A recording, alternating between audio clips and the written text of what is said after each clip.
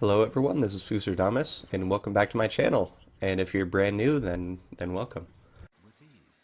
This playthrough is in preparation for my blind playthrough of Siege of Dragonspear. I'll be playing as a Skald, which is a bard class, and I'll be taking probably the standard group of adventurers like Khalid, Jahira, and Imoen, maybe Minsk, although I'm not sure. We'll see.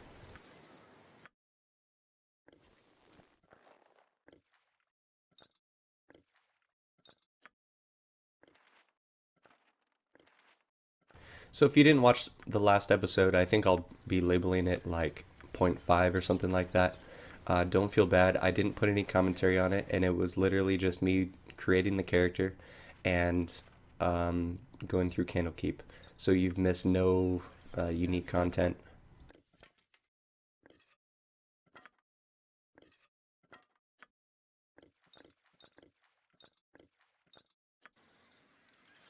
The Skald is using axes and daggers with the intention of using them as thrown weapons for the most part.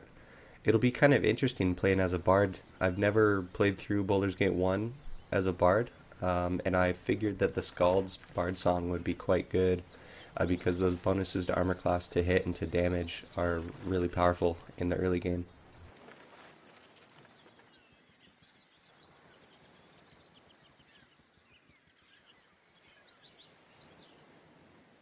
For those of you that have seen any of my Baldur's Gate content before, you'll notice that this is my very first non-solo run on YouTube. To be quite honest, this is like my first non-solo run in, I don't know, probably 10 years, almost.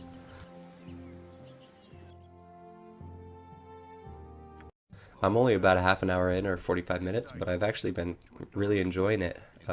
It's a completely different playstyle to playing solo, but I've been, yeah, having a good time. It's kind of rekindled my enjoyment of this game. I was getting kind of burnt out after that really long solo playthrough of the trilogy.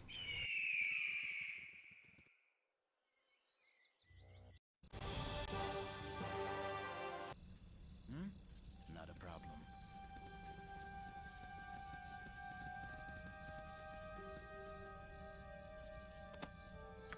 Yes, not a problem. So for those of you wondering, this playthrough is not going to be exhaustive. I'm not going to show everything. I'm basically going to get what I want, do whatever I feel like I need to do to get my characters high enough level to finish the game and go into Dragonspear, and then I'm going to do so. So I wouldn't expect this playthrough to be any longer than, I don't know, 5 or 6 hours. If you wish to skip it and just watch the Dragonspear playthrough, I don't blame you. And if you remind me when I start uploading that content, then I'll go through and show all the items that I've picked for my characters.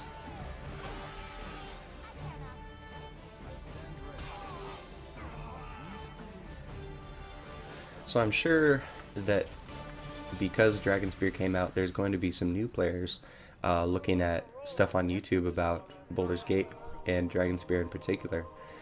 For if that is you, I honestly would not recommend watching me play. I know what I'm doing. Like I've been playing this game since it was new when I was very young, and I don't stop to read all the dialogues. I kind of go through and metagame a lot of things, which is a fancy way to say that I cheese the crap out of the game in some instances.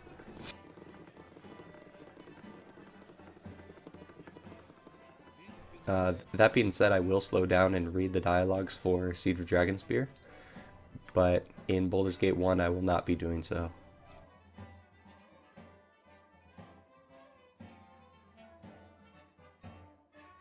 But if you like my style of content with the 60 FPS and the limited commentary, then feel free to watch.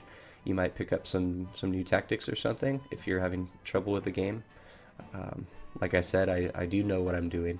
So if you're looking for someone who's skilled at the game, then I mean, without sounding braggy, I feel like I fit that description.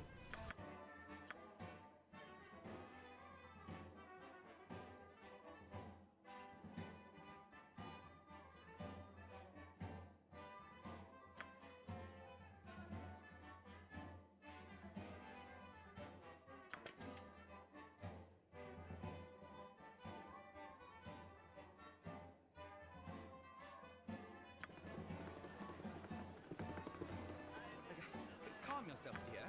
But we must proceed carefully.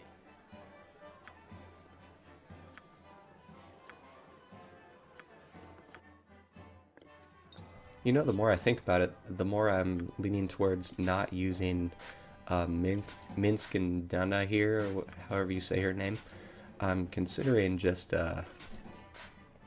using Khalid and Jahira and Imoen, and then picking up maybe, I think, Zan or Zar, the elven mage that you get out in the Nashkel mines, and then leaving a slot open for maybe a new NPC.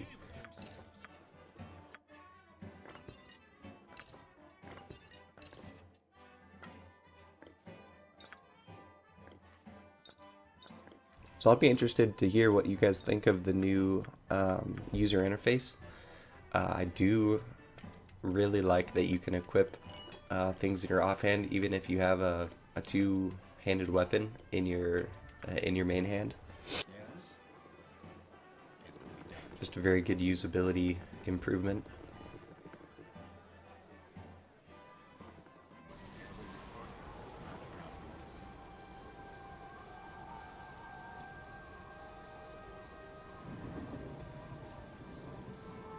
If you've watched any of my previous content, you'll understand immediately the direction and kind of path I'm taking through the game. It's exactly the same as what I do for every one of my characters.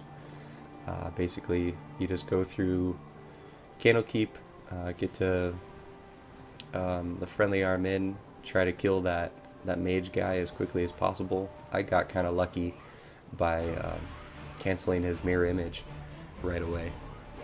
And then doing some miscellaneous quests around Beregost, and then going basically straight to the Nashkel mines. It's not terribly fancy, but it does the job.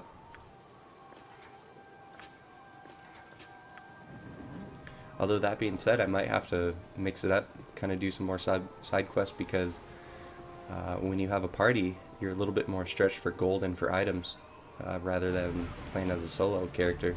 So in order to get my party properly kitted out, I might have to do a little bit of extra adventuring, which I'm sure a lot of you will enjoy.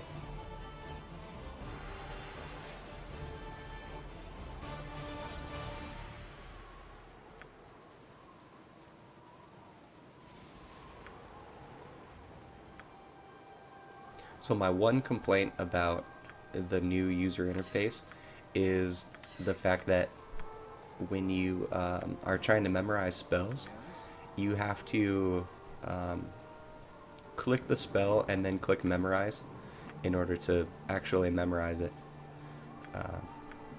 So that's a little bit frustrating. Like, you used to be able to, I think, double click it in order to memorize it, and then you just right click and erase it.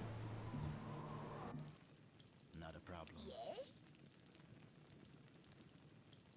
So I don't know why they would remove that usability, but it's kind of annoying to me. Your actions.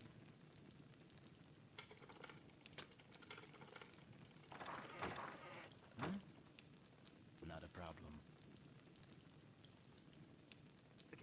Can I help you? Yes? It will be done. Not a problem.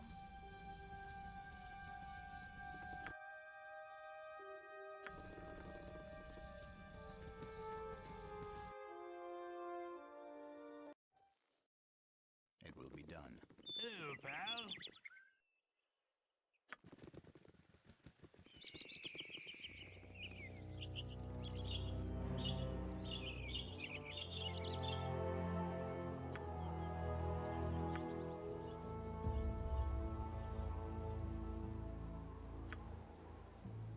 Oh, I hovered over this this one option that says max HP on level up.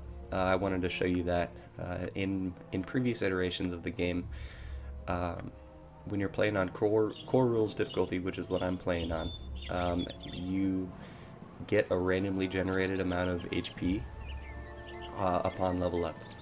And I mean, this is consistent with the D&D rules, but it's a little bit annoying to have a weaker character than you should just because of RNG. So I clicked that on. If that annoys you, then I apologize, but really all it does is give all of my characters, slightly more HP. But other than that, all the rules that I use to play the game are consistent with standard D&D.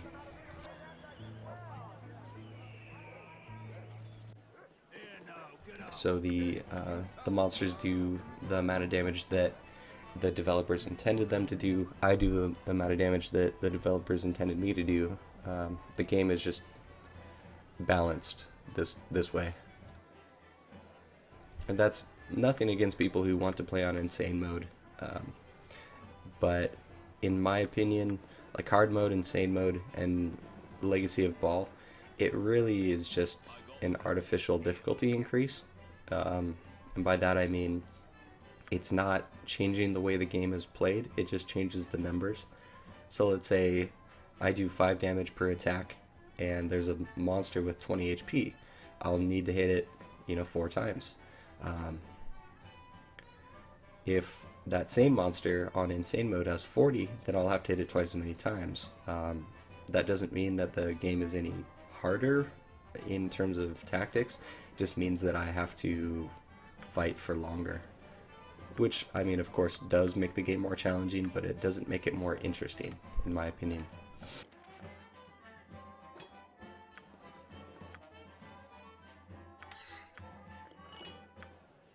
stand ready. Not a problem.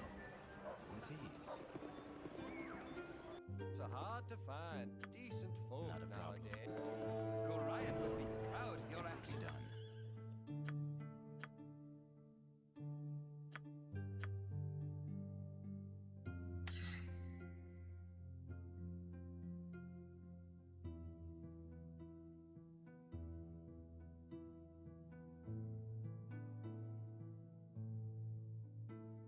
I haven't looked up anything for Siege of Dragonspear or the additions into the game for, I don't know what you'd call it, the 2.0 engine.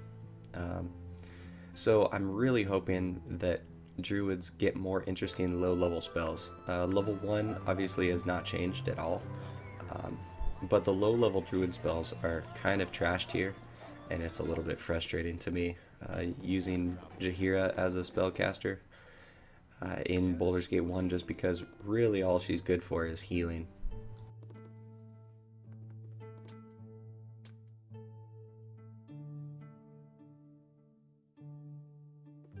What you want? I'm gone. I will require rest soon. I stand. Not a problem. So that mace is the Stupefier mace. It recently got nerfed, from what I understand. I haven't read the new description. Maybe if you pause the video at the exact right time when I'm about to sell it to this blacksmith, then you can read the description. But overall, it used to be a flat, I think 25% chance to stun enemies. Sorry if you hear that, that's my dog sprinting around the house. But it used to be a flat 25% chance to stun enemies for like 4 rounds or 3 rounds or something like that. Which was stupidly overpowered. Now I think that same stun chance is lowered, and it has a saving throw attached to it, so you can't use it to cheese the game anymore.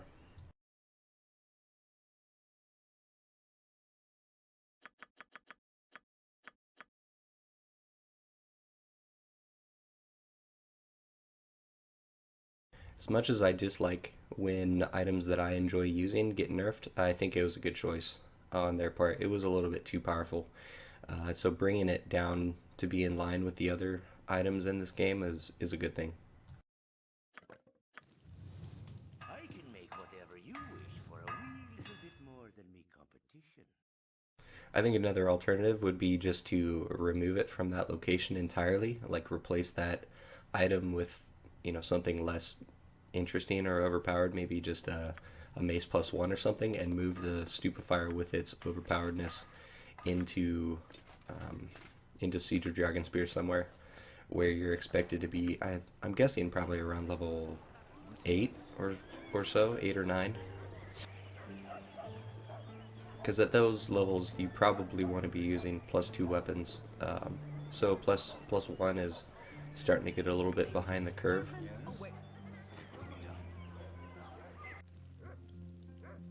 I stand ready.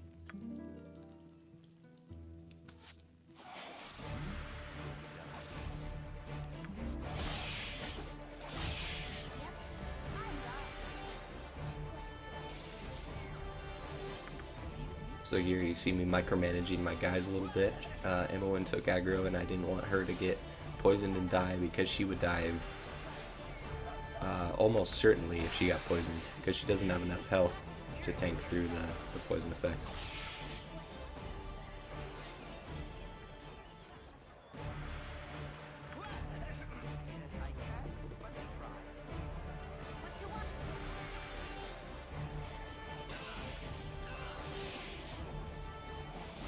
Here I thought for sure Jahira was going to die to this poison, but I ended up being able to save her.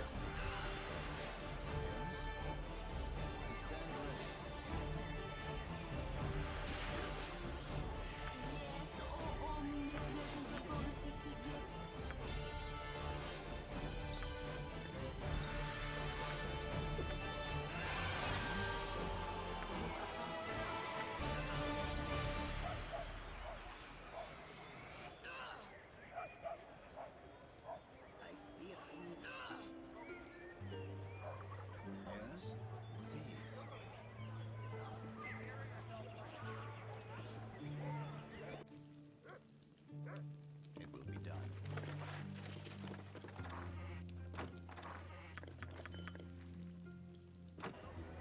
Not a problem. Nature's servant awaits.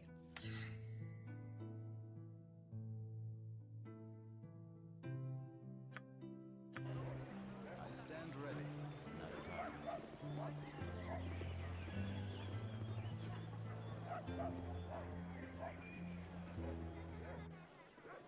With ease. You want some whiskey?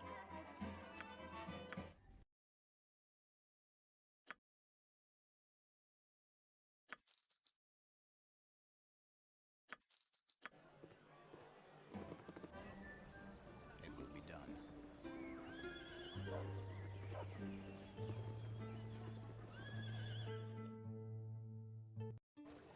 Not a problem.